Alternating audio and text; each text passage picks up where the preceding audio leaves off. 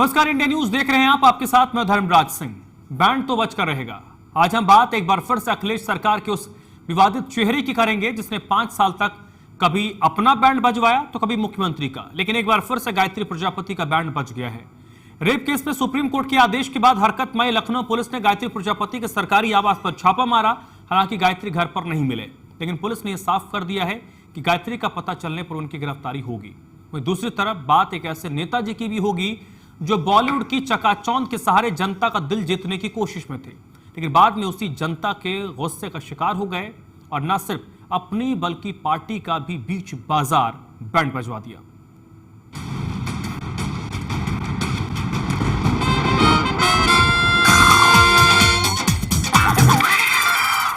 Band तो बजकर रहेगा में आज बात सबसे पहले सपा संरक्षक मुलायम सिंह यादव के सबसे खास शख्स की, जिसका आजकल यूपी के सत्ता के गलियारों में जमकर बैंड बज रहा है।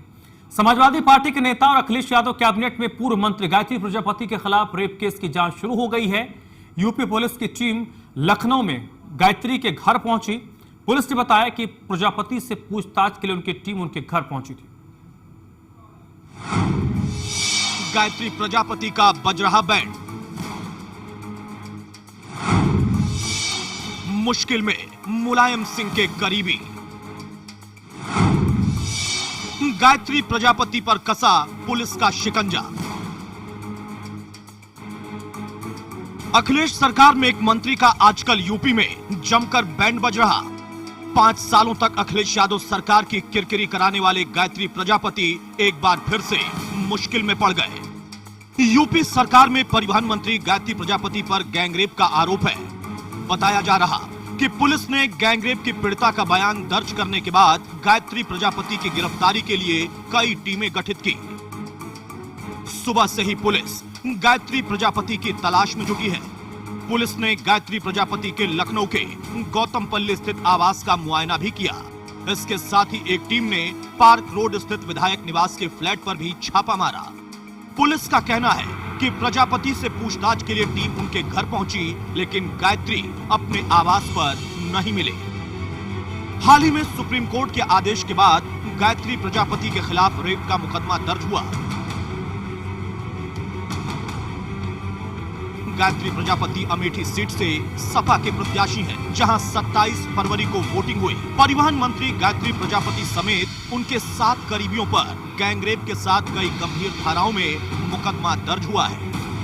माना जा रहा कि पुलिस की सक्रियता से दुष्कर्म के साथ कई मामलों के आरोपी गायत्री प्रसाद प्रजापति की गिरफ्तारी बहुत जल्द हो सकती है। प्रजापति पर पुलिस का तेज होता शिकंजा ये साफ इशारा कर रहा कि 5 साल में सत्ता और मंत्री पद की आड़ में यूपी की जनता का बैंड बजाने वाले गायत्री प्रसाद प्रजापति का अब बैंड बजना तय है। देखना दिलचस्प होगा कि 5 सालों तक सत्ता की आड़ में कारनामे करने वाले प्रजापति कब पुलिस के हत्थे चढ़ते हैं। Bureau report, India news. तो उत्तर प्रदेश सरकार के एक मंत्री फरार हैं। मंत्री के बारे में लखनऊ पुलिस ये कह रही है कि मंत्री जी का लोकेशन ट्रेस होते ही हम उनको गिरफ्तार कर लेंगे। इस वक्त मेरे साथ विजय उपाध्याय, वरिष्ठ पत्रकार, फोन लाइन पर जुड़ चुके हैं, लाइव मेरे साथ जुड़ चुके हैं लखनऊ स्टूडियो से। सर, स्वागत है आपका इंडिया न्यूज पर। आप मुझे ये बताइए कि प्रदेश सरकार का एक मंत्री फरार कैसे हो सकता है? पुलिस ये कैसे कह सकती है कि हमें उनका लोकेशन नहीं मिल रहा है, जबकि उनके साथ तो सुरक्षा कर्मी होते हैं, जिस इलाके में वो जाते हैं लोकल पुलिस उनको एस्कॉर्ट देती है।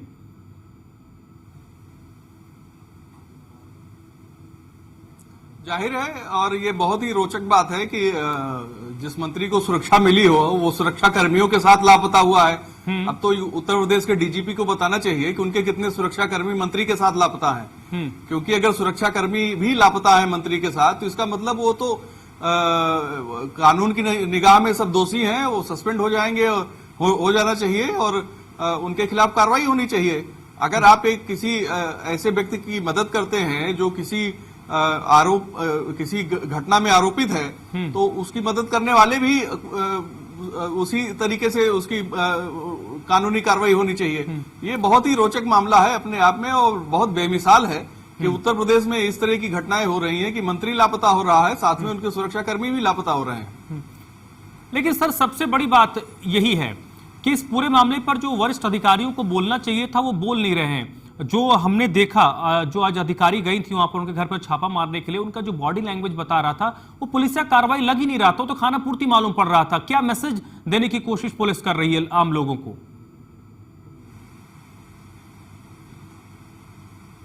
दरअसल देखिए, पुलिस का काम सत्ता का संरक्षण लेना और सत्ता को संरक्षण देना है।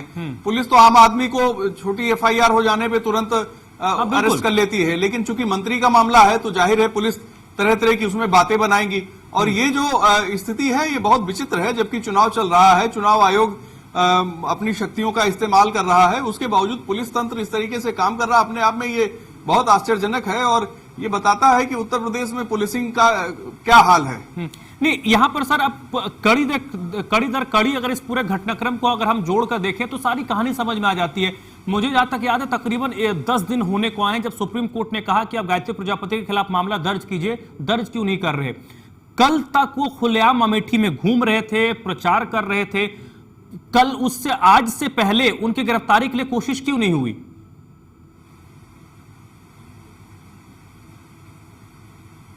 ये भी अपने आप में बहुत ही रोचक है। और पहले मंत्री को चुनाव लड़ने का पूरा मौका दिया गया, मतदान हो गया, मतदान के बाद 24 घंटे आराम करने का मौका दिया पुलिस ने उनको।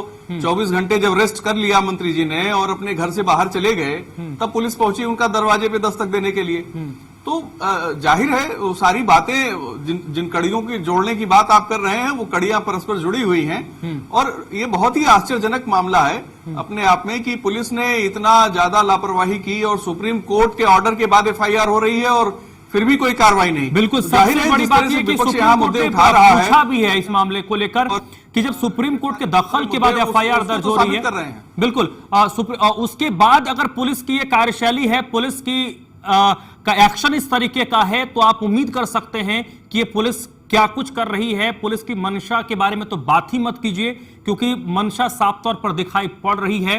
और इस पूरे मामले पर सबसे बड़ी बात जो विजय जी ने भी कही कि इस वक्त चुनाव आचार संहिता लागू, चुनाव का दौर चल रहा है, आचार संहिता लागू है, लेकिन उसके बाद भी पुलिस का ये बॉडी लैंग्वेज समझ से परे है। यहां रुकेंगे हम छोटे से ब्रेक के लिए। सर आप मेरे साथ बनी रहिएगा, छोटे से ब्रेक के लिए रुकेंगे, जल्द लौटते हैं।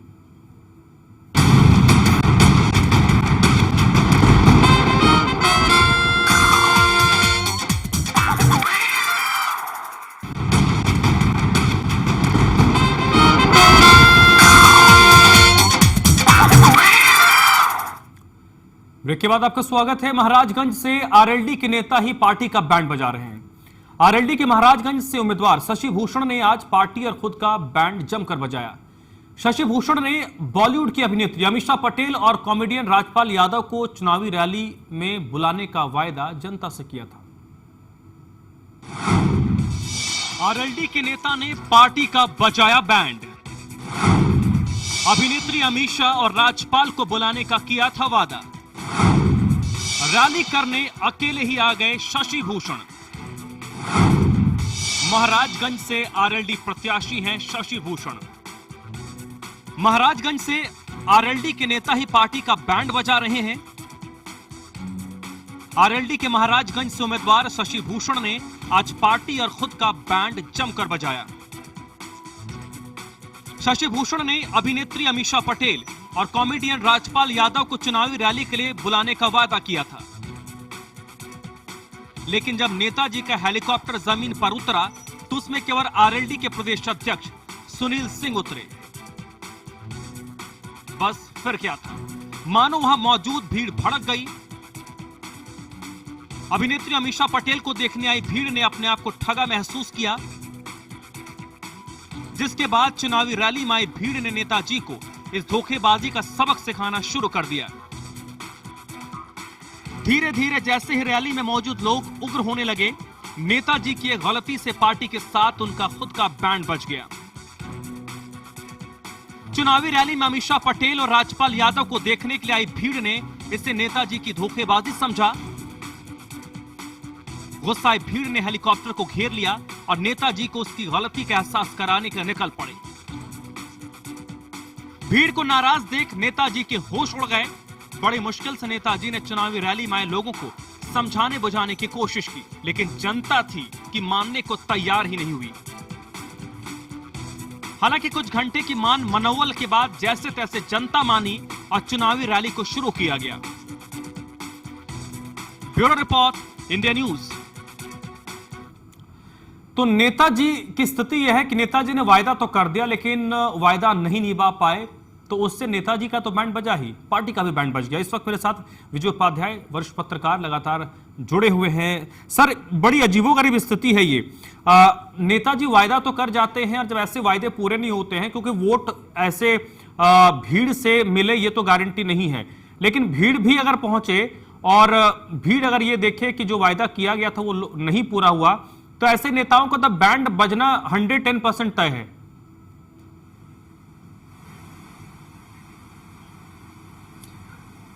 देखिए धर्मराज जी, ये बिल्कुल सही है। दरअसल कोई सुनील चौधरी जी इतने लोकप्रिय नेता तो है नहीं, और चूंकि उनकी चुनावी सभा थी तो शशि भूषण को लगा कि ये मौका है, थोड़ा दिखा दिया जाए पब्लिक को इकट्ठा करके, और उन्होंने जिस तरीके से अमीषा पटेल और राजपाल यादव का नाम लिया, भीड़ आई उनको देखने के लिए। कोई सुनील सिंह को तो सुनने आई नहीं थी वहां, और उनकी कोई ऐसी लोकप्रियता भी नहीं है कि पूर्वी उत्तर प्रदेश के महाराजगंज में वो इतने लोकप्रिय हो कि वहां 10-20 हजार लोग या 5,000 लोग भी सुनने आए।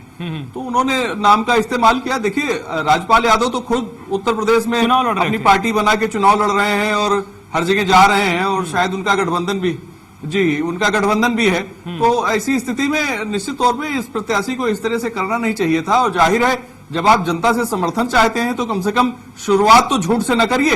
इन्होंने तो झूठ से शुरुआत करके वास्तव में बैंड बजा दिया है, और खुद अपना भी बजाया और अपने अध्यक्ष का भी बजा दिया उन्होंने। बिल्कुल बिल्कुल, बहुत बहुत शुक्रिया सर चर्चा मेरे साथ जुड़ने के लिए। वाकई आपने शुरुआत ही झूठ के साथ की। इससे व्यक्तिगत तौर पर शशि भूषण जी हैं महाराजगंज से आरएलडी के प्रत्याशी, उनका तो बैंड बजा सो बजा। उनके साथ साथ उनकी पार्टी जिनके टिकट पर ये चुनाव लड़ रहे हैं राष्ट्रीय लोकदल, उनका भी बैंड बज गया। तो फिलहाल आज अभी बस इतना ही।